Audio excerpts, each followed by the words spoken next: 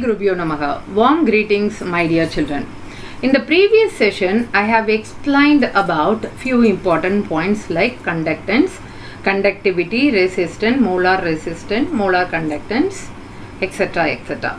I am sure you must have completed all the topics and prepared your own notes for those topics. So, in today's session, let me explain about electrical conductance, measurement of the conductivity, Wheatstone bridge, and variation of conductivity and molar conductivity with concentration. Dear children, please note it down all the key words written on the slide. The magnitude of conductivity varies a great deal and depends on the nature of the material. Okay. It also depends on the temperature and pressure at which the measurement are made. This is not a new point. Already we have studied about conductance. Okay. Materials are classified into three types. What are all those? Conductors, insulators, and semiconductors. And these are depending on the magnitude of their conductivity. So based on the conductivity, material can be classified into these three types. Okay, are you noting down? Now, metals and their alloys have very large conductivity and are known as conductors. Okay, certain non-metals like carbon block, graphite, and some organic polymers, note it down all the keywords. Some organic polymers are also electronically conducting. Okay. Now, substances like glass, ceramics, etc. having a very low conductivity. So, what is the name of it? Are known as insulators. Substances like silicon and gallium having conductivity between conductors and insulators are called as semiconductors. Okay, and are important electronic material. Please note it down, and are important electronic material. Now the third one is certain materials called superconductors by definition have zero resistivity or infinite conductivity. These are all called superconductors. Okay. Now earlier only metals and their alloys at very low temperature, that is 0 to 15 Kelvin, were known to behave as superconductors. But nowadays a number of ceramic materials and mixed oxides are also known to show superconductivity at temperature as high as it can extend up to 150 Kelvin. Do you understand? Now, next point is electrical conductance through metals is called metallic or electronic conductance. Let me repeat the point. Electrical conductance through metals is called metallic or electronic conductance and is due to the movement of electrons. The electronic conductance depends on three important points. One is the nature of substance. Note it down. The nature and structure of the metal. The second one is the number of valence electron per atom. The third one is temperature. So, when you say temperature, conductance decreases with increase in temperature. Under electrolytic conductance, let me explain one by one. As the electrons enter at one end and go out through the other end. Just now we have spoke about this in the cell conductance. The composition of the metallic conductors remains unchanged. There will not be any change in the conductor. The mechanism of conductance through semiconductor is more complex. Okay. Pure water has small amounts of hydrogen and hydroxyl ion, which lend it very low conductivity. When electrolytes are dissolved in water, they furnish their own ions in the solution. For example, when you dissolve copper sulfate, the ions availability will be Cu2 plus, SO4 2 minus, H plus and OH minus. Hence, its conductivity also increases. Do you understand? The next one is the conductance of electricity by ions present in the solution is called as electrolytic or ionic conductance. Let me repeat it.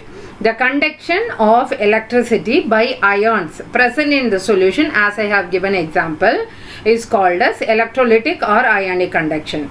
The conductivity of electrolytic, that is ionic solution, depends on few points. The first one is nature of the electrolytic added. Nature of the electrolyte added. Okay. Second one, for example, copper sulfate you must have added, or acetic acid you must have added in water. So, based on the ionization capacity, the conduction will be carried over. The second one is size of the ions produced and their solvation. In chemical bonding, we have studied about solvation. Please refer that. Third one is the nature of the solvent and its viscosity. And the fourth one is concentration of the electrolyte, whether it is concentrated or diluted. In the previous session, we had a discussion on this. Fifth one is, as I have mentioned, temperature. So, it increases with the increase of temperature. Again, please remember, under electrolytic conduction, increases with increase of temperature. Okay. What is the reason? Because as you increase the temperature, movement of ion will be increases. So automatically conduction will increases. Now, passage of direct current through ionic solution over a prolonged period can lead to change in its composition due to the electrochemical reaction. We have studied about in thermal reaction. Let us discuss how to measure the conductivity of ionic solution. So, let me explain the construction part of the apparatus. A conductivity cell consists of two platinum electrodes coated with platinum black, which has finally divided metallic platinum is deposited on the electrodes electrochemically. These have area of cross section equal to A and are separated by distance L. As I have mentioned, each and every electrolysis process, the distance between the electrodes and the area of the electrode will be fixed.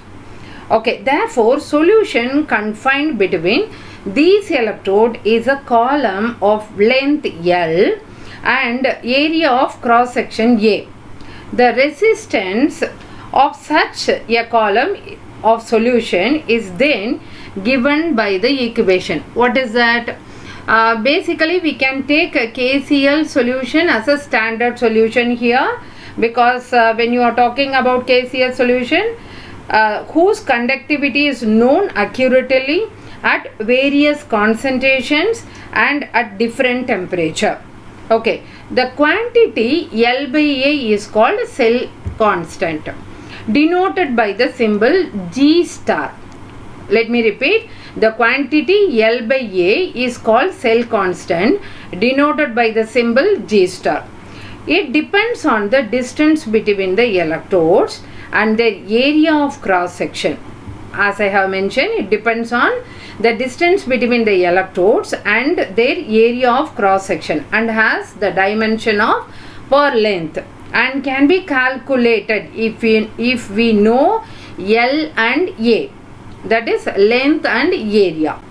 So, measurement of L and A is not only inconvenient but also unreliable. Why?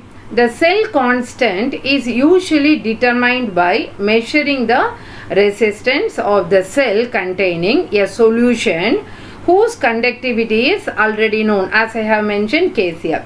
So, for this purpose, we generally use KCl solution whose conductivity is known accurately at various concentration and different temperature. Okay, now as you have mentioned this, the cell constant G star is then given by the equation. How will you mention? G star is equal to L by A is equal to R in K. Now let us learn how to measure conductivity. To understand this better, we will learn about Wheatstone bridge. Okay. Sir Charles Wheatstone proposed the bridge to measure the unknown resistance which are connected in electrical circuit. Okay. The bridge worked due to the diamond-shaped arrangement with 4 resistors. Thus, he called the method as a diamond method. Okay. So, Wheatstone bridge method or otherwise called as diamond method. So, now children, let me explain the construction part of it. Okay. Note it down simultaneously. Wheatstone bridge is used to measure the unknown resistance connected in a circuit. Okay. It consists of 4 resistors. Children, have a look on the figure on the right hand side simultaneously. Okay. To have a better understanding. It consists of 4 resistors, of which 2 resistors are known resistor, 1 variable resistor, and 1 is unknown resistor. So, we have got totally 3 types of resistor. It also consists of a galvanometer. On the center you could see. It consists of 2 series parallel arrangements of resistor. Okay, can I continue? Consider the diagram of Wheatstone bridge given on the side. It consists of 4 arms. What are all those? PQ, QR, RS and PS. Note it down. Which has fixed and variable resistor. Resistor, what is the role of resistor? Resistor resists the flow of electric current. Its measure is called resistance. Already we have studied about it. Here R1 and R2 are the fixed resistor and R3 is the variable. Okay, that is variable resistor, and Rx is the unknown resistor. Okay, I hope you are following me. The resistor which restricts and also can control the flow of electric current is called variable resistor. Okay, so third point. Next one, it can either increase or decrease the resistance value and thus control the flow of circuit. I hope you understand. Next, the arms, that is PQ and QR, are also known as ratio arms. We can see that the galvanometer is connected between the terminal Q and S. Okay, are you noting down? Q and S. Now, Q and S is called the galvanometer arm. Also, the battery is connected to the other 2 terminal, that is which terminal? P and R. Okay, now these terminals are called as, because it is connected with the battery, so it is called as battery arm. By adjusting the value of variable resistor, we need to make the deflection in galvanometer as null. Please note it down. Okay. Now, method 1 for finding the unknown resistance. So, I am going to explain 2 methods. So, first one is to know the unknown resistance. The bridge is said to be balanced when there is no current flowing through the galvanometer. This means that the potential difference or voltage between the points Q and S is 0, completely 0. Okay, in this case, the current flowing through the fixed resistor, which one is fixed resistor here? You remember R1 and R2 is the same and is considered as I1.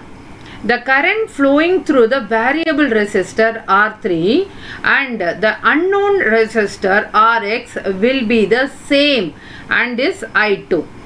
Okay, now we know about I1 and I2. Okay.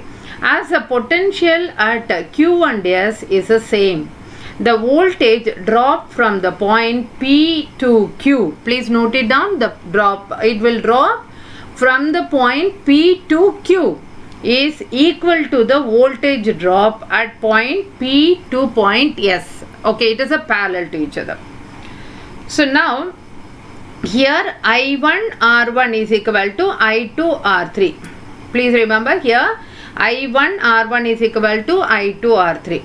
So, now the voltage drop from point Q to point R is equal to the voltage drop from point S to R. Already I have explained. Now, when you say I1 R1 is equal to I2 R3, R3. Now for the second one, I1 R2 is equal to I2 Rx. So now by dividing this equation, we will be getting R1 Rx is equal to R2 R3. Please remember. So the unknown resistance is determined in terms of the other resistor in the bridge. This is how we can calculate the resistance through this method. The cell constant is determined. We can use it for measuring the resistance or conductivity of any solution. Okay, the Wheatstone bridge is fed by an oscillator O, which is a source of AC power in the audio frequency range between 550 to 5000 cycle per second. Now P is a suitable detector and the bridge is balanced when no current passing through the detector. Under this condition, please remember unknown resistance R2 or Rx is equal to R1 R2 divided by R4. Okay, once the cell constant and the resistance of the solution in the cell is determined, the conductivity of the solution is given by the equation. Which equation? Kappa is equal to cell constant upon R is equal to G star divided by R. So, the conductivity of solution of different electrolytes in the same solvent and at a given temperature differs due to change and size. Underline this word, due to charge and size of the ions in which they dissociate. The concentration of ions is with which the ions move under the potential gradient. Thank you.